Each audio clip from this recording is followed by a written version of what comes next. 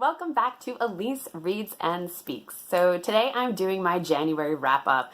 January happened to be a pretty good month for me. I didn't rate a single book lower than 3 stars. Usually I have 1 or 2 that I outwardly hate, but that didn't happen this month. So I think 2019 is off to a good start. So at the beginning of the month, I was finishing up the Lion Game series. I read the last 4 books, I think, in the span of like a week. They're short books. And I have to say that I really enjoyed it. I like this series better than Pretty Little Liars. The series kind of went opposite for me. When I started it, it was starting at maybe 2.5 stars. I was like, this is kind of boring, but I'll just keep going, see where it goes. I'm still a little peaked. And then with each book, I seem to get just a little bit more into it. Whereas Pretty Little Liars seemed like the opposite. I would get a little less into it and like, huh? But Lion Game, by the end of the series, I was like, all right. I thought that had a pretty good conclusion. I thought it was an interesting point of view because if you're not familiar with the series, it's about these twin sisters who don't end up meeting, but one of the twins is dead. And her ghost is following around the twin that is still living. So you're getting the perspective of the ghost as well as the living sister, which I just think is cool. I have not seen that before, so I was pretty into it. I tried to look up the TV series to see if I could watch it, but I have to pay to watch it, and no, I don't feel like doing that right now. So when I can find it for free, I will watch it and see what the difference is. The audiobook narrator for that was Cassandra Morris, and I have to say, I think she has a really good voice for a teenage girl that you want to smack. She did the Pretty Little Liars, she did the Lion Game, and each time that she was playing a character that you really hated, she really just brought it out. I thought she was great. She just has that voice of like, you're listening to it and you're into it, but at the same time you're like, oh, I have met you before in high school and I don't like you. But hey, that's what she was going for, so I thought it was pretty good. The one thing I really didn't like about this series, that I also didn't like about Pretty Little Liars, is the way that the girls refer to one another. So I'm about to use some profane language. So if you do not like it, you can turn off my channel. But it'll be quick. I don't like when girls call each other bitches. I don't. And it was used so frequently in The Lion Game and so frequently in Pretty Little Liars, along with some other terms, that it's like, you should really not get in the habit of calling your friends that. And sometimes I had them playing loud when I was doing, something in the kitchen, if I was cooking or putting together the dog's food. And my kid, who is 7 years old, would hear some of these words and he'd say, Mom, turn it off. You shouldn't be listening to that. And on one hand, he's right, but I still wanted to listen to the story. I said, you don't listen. You listen to something else. So I don't like that. And I have to think that teenage girls are reading and listening to these books and probably using these terms of endearment with one another. And I just have to think that that is a step back that we don't want. So that's a major thing that I really don't like about either series. Next, I went on to, I told you guys that I listened to Illuminae, and I went on to the next book, Gemina, and I didn't like it as much as Illuminae. In Illuminae, I was really into Ezra and Katie's relationship. I thought the big reveal was a big reveal. Like, I wasn't expecting that to happen with Aiden. And it just had me. It gripped me the entire time.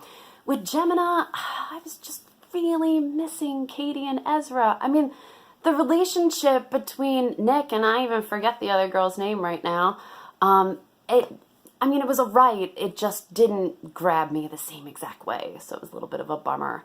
I thought that maybe I needed to give it a break before I go on to listen to the third one, because I know that's about a completely different relationship, so I'm doing that right now. I have not gone on to the third one yet.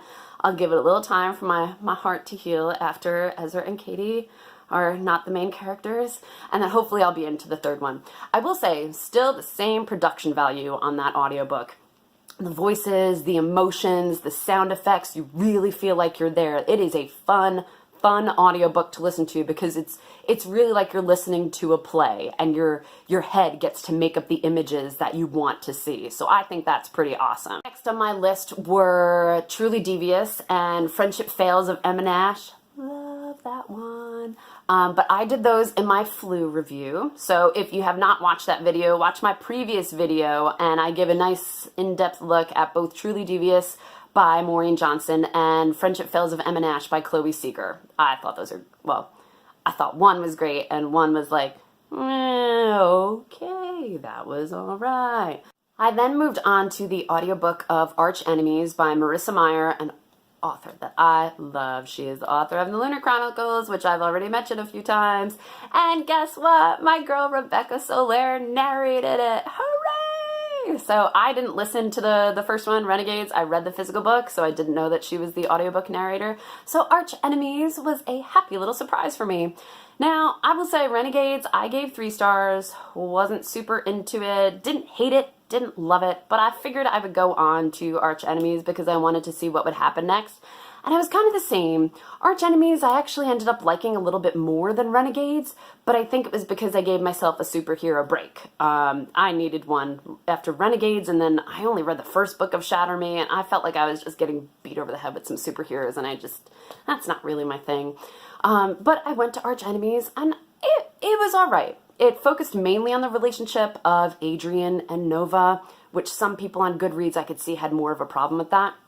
I'm kind of cheeseballish, and I like romance, so that was okay with me. As far as things that were surprising in the series, Puppeteer. I really don't like Puppeteer. He kind of freaks me out. I mean, even on the page, I can just be scared of this character. He's ick. He's really icky. But I felt myself feeling bad for him, so I thought that was kind of interesting. Like, he's not likable at all. You read the book, and I don't think you'll like him either. But what happens to him, you feel bad for. And I like the question that this series presents of, what makes a hero, and what makes a villain a villain? Like, are you kidding me? That Frostbite is a hero? Really? That girl is terrible, and I bet everyone agrees with me that reads it. She's atrocious. And some of the villains you really feel something for, so what makes them villains? And what makes people like Frostbite a hero? I don't get it. But I think that the series is interesting in posing that question because maybe there are some parallels in our society today that we can ask the same questions for. It's interesting. The last one that I read in January was Reaper at the Gates by, I'm so sorry if I butcher your name, Sabaa Tahir, I think, and I'm so sorry if I have that wrong. Reaper at the Gates is the 3rd book in the Ember in the Ashes, well, I was going to say trilogy. It's not a trilogy because there are more books coming out. So Ember in the Ashes series, and I thought it was pretty good. The big reveal that happened in it really shocked me. I'm not going to give any spoilers in case there are people here that haven't read it, but that really got me. And I knew that my brother had already read it, so I immediately texted him just to share my surprise with somebody. And that took him by surprise too, so I didn't feel like such a moron. And I think it's kind of superb writing when somebody shocks me like that, because usually I have like a little inkling of what may happen, and that one, nope, that one totally got me. What I like about this series is that I feel like I'm pulling for a different character in each book, and she probably sets it up that way. In the first book, I was like, yay, Elias. In the second book, yay, Helen. In the third book, yay, Leila. I really enjoy that. I really like pulling for a different character each time. It means that their backstories are interesting and you want to see them do good things. And the fact that I'm pulling for each of them when they each have different walks of life, it's really cool. It means that it's a series that has some really good writing in it. The only thing that I wasn't a big fan of in this particular book is that it felt like what I call a transition book. A transition book to me is a book that's in a series and that, things happen and you may enjoy it, but it seems like it's more just setting the stage for the next book to come. So a good example of this is Order of the Phoenix in the Harry Potter series. Don't kill me, man. I know people love that book. But for me, that was a transition book. Really cool things happened, and I was into it, but it just felt like it was setting the stage for the 6th and 7th.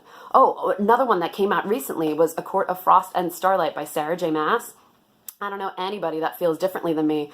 I enjoyed the book. Did we need it? I don't know. It was just setting the stage for the next books to come. So it was kind of like a little fluff piece of, all right, that was good, but let's see what's next. That Reaper of the Gates wasn't to that magnitude. There were some in-depth things that were happening that, again, the big reveal, good writing there. But I felt like it was more setting up for the next books to come. 10 books, guys, 10 books in a month. I never do 10 books in a month. I'm quite proud of myself right now. Probably because the first couple ones that I started out with were a little small, The Lion Game, but still, I'm going to be proud of myself. So the books that I have on my plate for this month in February, I'm in the middle of Past Perfect, and I'm really enjoying it.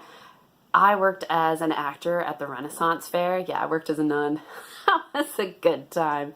So Past Perfect kind of focuses on some reenactment actors and what happens behind the scenes. And so far, it's pretty spot on, but I'm only halfway through, so we'll see.